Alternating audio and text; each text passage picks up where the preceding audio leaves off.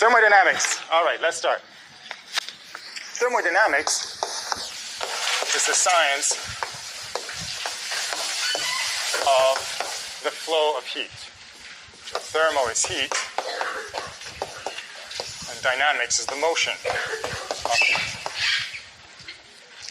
Thermodynamics was developed largely beginning in the 1800s, at the time of the Industrial Revolution.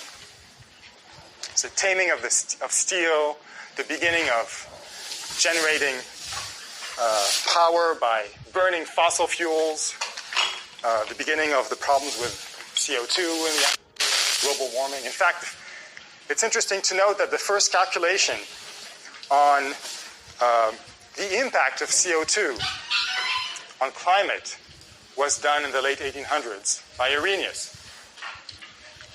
Beginning of the generation of power, moving heat from fossil fuels to generating energy, locomotives, etc. So he calculated what would happen to this burning of fossil fuels, and he decided in his calculation, he basically got the calculation right, by the way. But he came out that in 2,000 years from the time that he did the calculations, humans would be in trouble.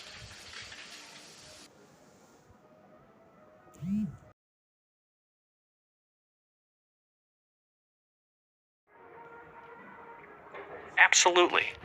There's a lot of interest in what forms those clouds. Why are those clouds there? Why do they stick around? At the center of every cloud drop is a particle. You can't grow a cloud drop without having a particle there for the water to condense on. The key questions that people have not directly addressed until very recently is what actually forms those clouds.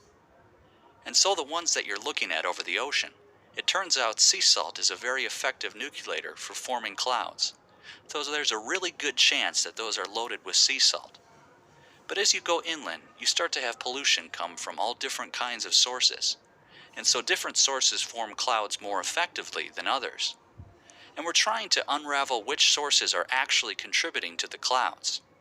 The clouds are incredibly important players in climate change, in that they reflect the light back to space. And so they're keeping things much, much cooler than they would be if they weren't there. They also play a huge role in regional weather. So we're actually starting to see shifts where having more pollution input into the clouds is affecting weather patterns. And in particular, it's actually reducing the amount of precipitation.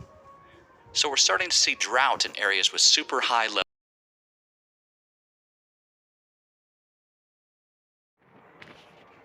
In the early years of ATM machines, there were many complaints with the ATMs. The machine was programmed to allow a customer to collect their money first and then take their card. However, this made many people forget their cards, and it was a worrying issue because anyone could have access to one's bank account.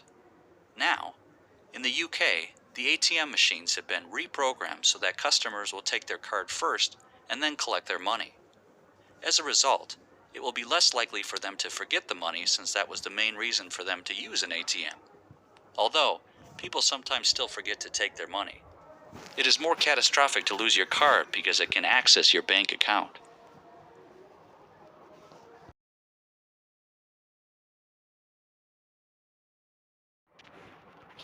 So, we were founded just over 10 years ago, when I was in the Royal Academy, a museum in the center of London, with my 3 children at the Aztec exhibition. I don't know if any of you saw it.